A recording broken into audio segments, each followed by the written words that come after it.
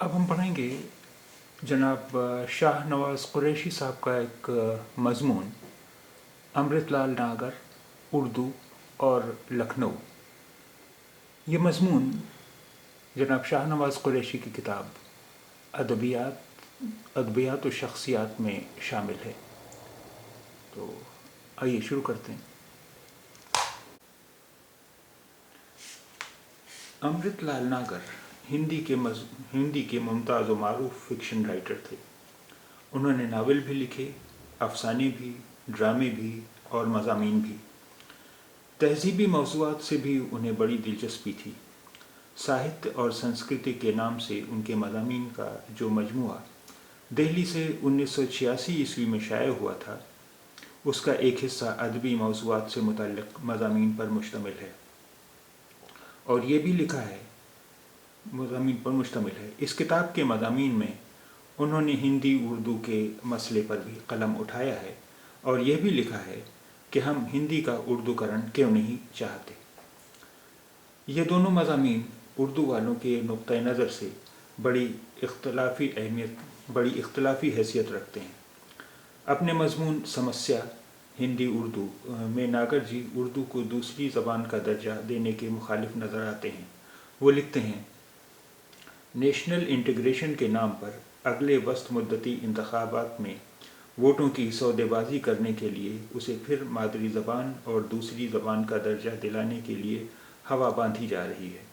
मुझे लगता है कि इससे फ़िरक़ा परस्ती ज़्यादा भड़केगी, इससे मुल्क की एक नई तक़सीम की इब्तदा भी होगी। लेकिन इसी मज़मून में आगे चलकर वो ये भी लिखते हैं, मुझे इन पॉलिटिकल हिंदुओं से भी सख्त शिकायत है जो मौका पड़ने पर तो उर्दू को अपनी ज़बान की शैली यानी असलूब कहते नहीं थकते, पर जहाँ कहीं ज़रा भी मौका पाया वहीं वो मुसल्टों यानी मुसलमानों की उर्दू का नामो निशान मिटाने में ही अपनी हिंदुइयत का बड़ापन समझते हैं। मुझे ये नामुनासिब लगता है।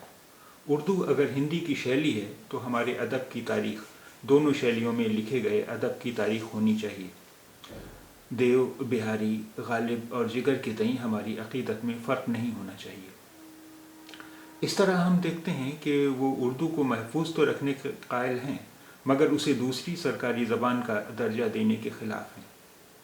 इसी मज़मून में उन्होंने ये भी लिखा है कि शुमाली हिंद में ऐसे मुसलमान भी अब तादाद के एतबार से नाकाबिल शुमार नहीं रहे जो उर्दू शैली और उसके रस्मुल ख़त का तहफ़्फ़ुज़ तो चाहते हैं, लेकिन उसके साथ ही साथ हिंदी को राजभाषा और देवनागरी को रस्मुल ख़त की शक्ल में तस्लीम करते हैं और दूसरी सरकारी ज़बान की मांग को नामुनासिब और फ़िरक़े वाराना मानते हैं।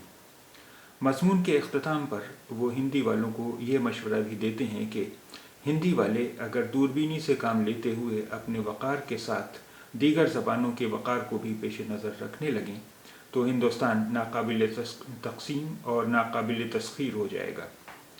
इस तरह हम देखते हैं कि उर्दू के सिलसिले में उनका नुक्ता नज़र जैसा भी था बड़ा वाज़ेह था। इस सिलसिले में उन्होंने अपने अफ़कार का इज़हार बेलाग अंदाज में किया। वो सियासी आदमी नहीं थे, चुनांचे उन्होंने कभी किसी सियासी मसलहत का मुज़ाहरा नहीं किया। वो अपने नुक्ता नज़र से जो ठीक समझते थे उसका बरमला इज़हार भी कर देते थे, यानी उनके कौल व फ़िक्र में कोई तज़ाद नहीं था। इस तरह वो उन लोगों से बहरहाल बेहतर थे जो सोचते कुछ हैं, कहते कुछ हैं और करते कुछ और हैं। नागर जी से ज़ाहिर है कि इख्तलाफ किया जा सकता है और किया जाना चाहिए, मगर इज़हार इख्तलाफ इल्मी और मारूज़ी अंदाज में होना चाहिए। अगर इसे नागर जी की वकालत न समझा जाए तो यहाँ ये कहना भी ज़रूरी मालूम होता है कि नागर जी ने उर्दू के सिलसिले में धोखा बहरहाल नहीं दिया, मगर इससे उनकी तरक्की पसंदी पर, अगर वो तरक्की पसंद थे तो एक सवालिया निशान ज़रूर लग जाता है। लेकिन अगर वो वाक़यतन तरक्की पसंद थे तो क्या फ़र्क पड़ता है। दूसरे कई तरक्की पसंद अदीबों ने भी उर्दू के सिलसिले में मनफी अंदाज़ फ़िक्र का मुज़ाहरा किया, जैसे ख्वाजा अहमद अब्बास और इस्मत चुग़ताई वग़ैरह। इन तरक्की पसंद अदीबों ने मौजूदा रस्मुल ख़त छोड़कर उर्दू के लिए देवनागरी रस्मुल ख़त अख्तियार करने पर बड़ा ज़ोर दिया।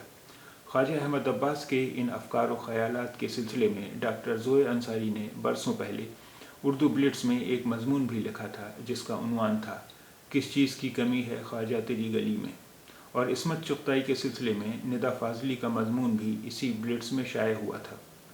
یہاں اس سلسلے میں تفصیل میں جانے کی ضرورت نہیں ہے، لیکن اتنا ضرور کہا جا سکتا ہے کہ ناگر جی اردو کو دوسری زبان کا درجہ دینے کو شاید ہندی کے لیے نقصان دہ تصور کرتے تھے، جبکہ حقیقت یہ ہے کہ اردو ہندی کی طاقت ہے اور ہندی اردو کی۔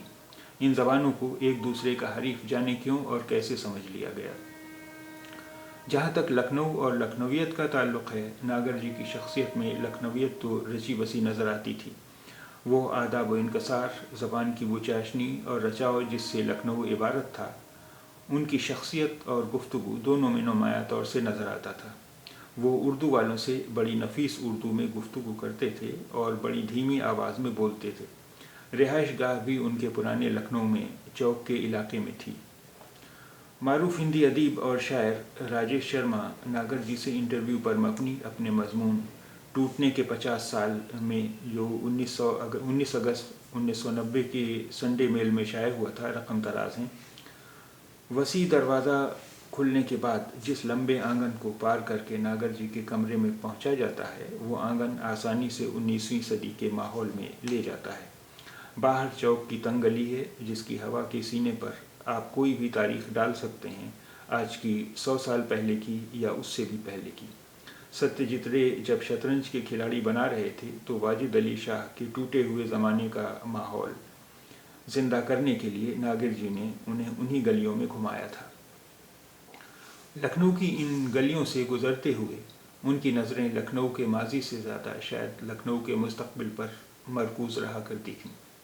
اپنے ایک مضمون لکھنؤ کا استھاپتیہ میں، جو ان کی کتاب ساہتیہ اور سنسکرتی میں شامل ہے، ناگر جی لکھتے ہیں: نوابی لکھنؤ عمدہ باغوں اور خوبصورت عمارتوں کا شہر مانا جاتا ہے۔ خوبصورتی کے اس معیار کو میں نے پوری طرح کبھی تسلیم نہیں کیا۔ یہ سچ ہے کہ کسی رخ سے میناروں، گنبدوں، برجیوں، کنگوروں سے آراستہ یہ شہر دور سے بڑا ہی سہانا لگتا ہے، مگر بس دور کے ڈھولوں کی طرح پاس سے دیکھنے پر ان میں سے زیادہ تر عمارتیں بھدی لگتی ہیں۔ واجد علی شاہ کے بنوائے ہوئے قیصر باغ کے محلات بھی فن کے نقطۂ نظر سے دل پر کوئی اثر نہیں چھوڑتے۔ نواب آصف الدولہ نئے لکھنؤ کے معمار مانے جاتے ہیں، پر شہر کی بناوٹ دیکھ کر صاف جھلکتا ہے کہ انہوں نے اس کے لیے کوئی باقاعدہ منصوبہ نہیں بنایا تھا۔ نوابی عہد کے لکھنؤ اور اس کی عمارتوں کے بارے میں ان کے ان تاثرات کے بعد ان کے وہ خیالات بھی توجہ طلب ہیں جو انہوں نے راجیش شرما کو دیے گئے انٹرویو ٹوٹنے کے 50 سال میں ظاہر کیے تھے۔ اس میں انہوں نے 1930 اور اس کے بعد کے لکھنؤ کا ذکر کرتے ہوئے لکھا تھا: تب لکھنؤ کا آدمی عام طور سے ایسا روکھا نہیں تھا۔ یہاں کی ہوا میں ایک خاص طرح کی مستی تھی۔ سڑکوں پر تو بجلی بہت پہلے آ گئی، پر گلیوں میں تب لیمپ جلتے تھے۔ چوک کی محفلیں تب بھی سجتی تھیں، لیکن قومی تحریکوں کے اثر سے یہ محفلیں پھیکی پڑنے لگی تھیں۔ آگے چل کر انہوں نے یہ بھی کہا: وہ وقت اب نہیں ہے جب نخاس میں فٹ پاتھ پر کتابوں کی دکان لگانے والے میاں جی طلسم ہوش ربا اور گلزار نسیم کے قصے سنایا کرتے تھے اور ایران توران کی ہانکتے تھے۔ نوابی عہد کے لکھنؤ کے بارے میں ناگر جی کی رائے بہت اچھی نہیں تھی، لیکن اپنے بچپن اور شباب کے زمانے کے لکھنؤ کی طرز معاشرت، اس کے رکھ رکھاؤ، طور طریقوں اور نشست و برخاست کے اثرات سے وہ بچ نہیں سکے۔ یہ اثرات ان پر گہرے تھے۔ مستقبل کے لکھنؤ کی تصویر ان کی نظروں میں بہت صاف تھی۔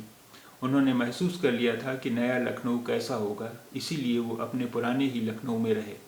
وہ جانتے تھے کہ نئے لکھنؤ کا آدمی بہت روکھا ہے۔ انہیں احساس تھا کہ یہاں کی زندگی بھی کس قدر تیز رفتار ہوتی جا رہی ہے اور لکھنؤ کس تیزی سے پھیل رہا ہے۔ پرانی اخلاقی قدروں کا زوال بھی انہوں نے دیکھا اور نئے عہد کی تیز رفتار صنعتی اور تجارتی زندگی کی بے مروتی اور بے رحمی کو بھی انہوں نے محسوس کر لیا۔ اگرچہ وہ مایوس نہیں ہوئے، اسی لیے انہوں نے راجیش شرما سے اپنے انٹرویو میں اس تمنا کا اظہار کیا تھا کہ 50 سال پہلے کا بوسیدہ سماجی ڈھانچہ پوری طرح ٹوٹنا چاہیے تاکہ قدیمی انسانیت اور نئے نظریے کے امتزاج سے ایک نیا نظام جنم لے سکے۔